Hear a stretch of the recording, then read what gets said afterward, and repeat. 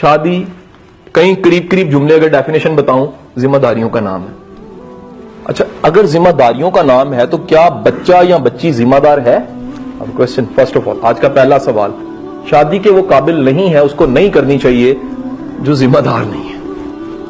وہ لڑکا ہے یا لڑکی ہے اگر ذمہ دار نہیں ہے شادی نہ کرے.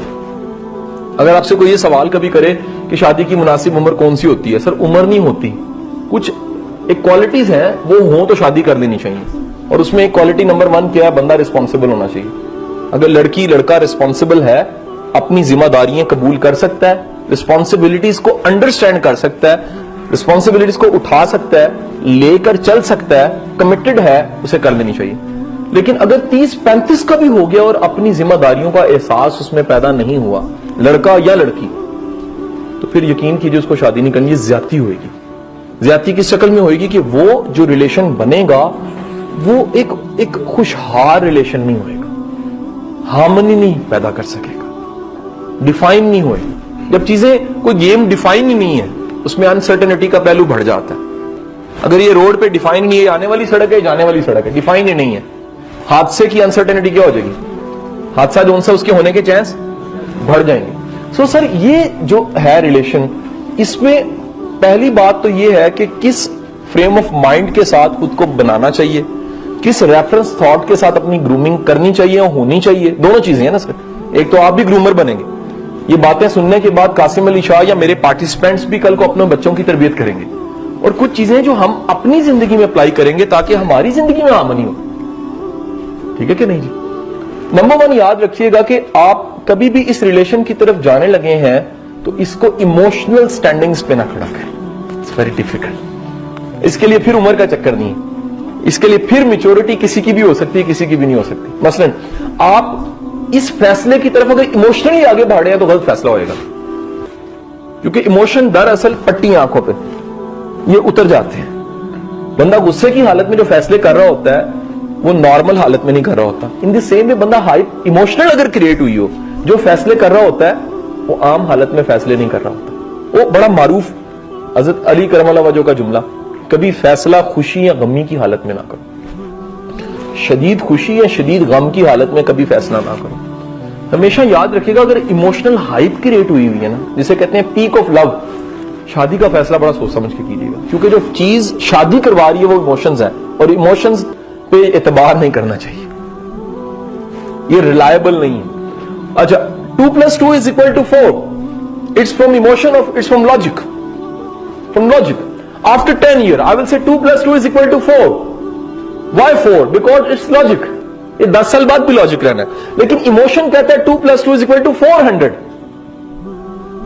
تو یہ ہے, اور 10 سال بعد میں نے کہنا تو یہ ہے, فرق پڑ گیا. ریزن کیا ہے کہ جو میرا میٹر تھا جس سے میں نے ماپا وہ میٹر لاجیکل ہی نہیں تھا. کتنا ایک عجیب لگتا ہے کہ آپ دودھ لینے جائیں اور اسے جا کے 5 گز دودھ دے دو. میرا پیمانہ ہی غلط ہے, 5 گز ہوتا ہی نہیں ہے.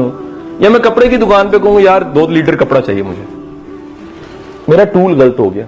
سر ہمیشہ آپ ایک 200 روپے کی لنڈے کی جرسی بھی لیتے ہیں نا تو عقل استعمال کر کے, کپڑا چیک کر کے, کھینچ کھونچ کے, پہن کے, اتار کے, دیکھ کے, کوئی ٹک تو نہیں لگا ہوا, اور اسے پوچھتے ہیں یار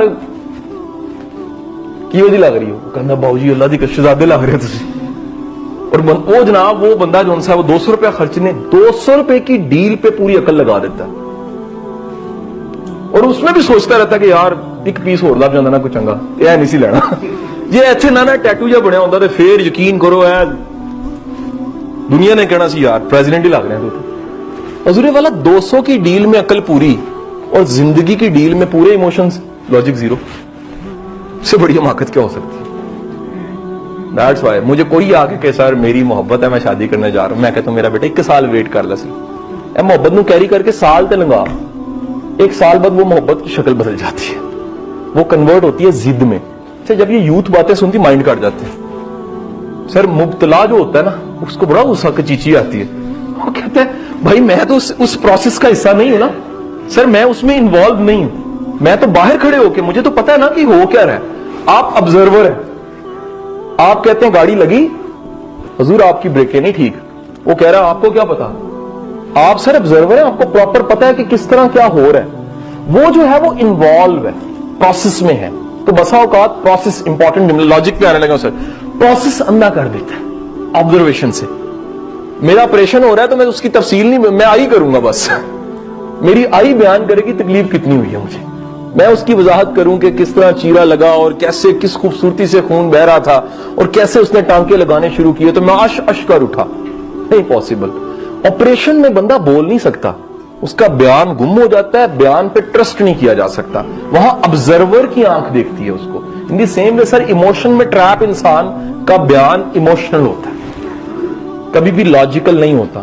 سو سر ایک تو میری ٹپ یہ ہے کہ کبھی بھی اس طرح کی چیزوں کی طرف بڑھنے لگے ہیں تو آپ ایموشن کے ایلیمنٹ کا تناسب رکھنا بھی ہے 20% کر لیں, لاجک کا تناسب 80% کریں. ایموشن 20% میں نے کیوں کہا ہے 20% اس لیے کہا کہ وہ ہونا چاہیے یار. ایک دل کو اچھا لگنا, کلک کرنا, ہک کا ایلیمنٹ, فیلنگ آف اٹیچمنٹ تو ہونی چاہیے. ہر چیز عقل پہ نہیں ماپی جا سکتی, لیکن آپ عقل کا ایلیمنٹ تھوڑا بڑھا رکھیں.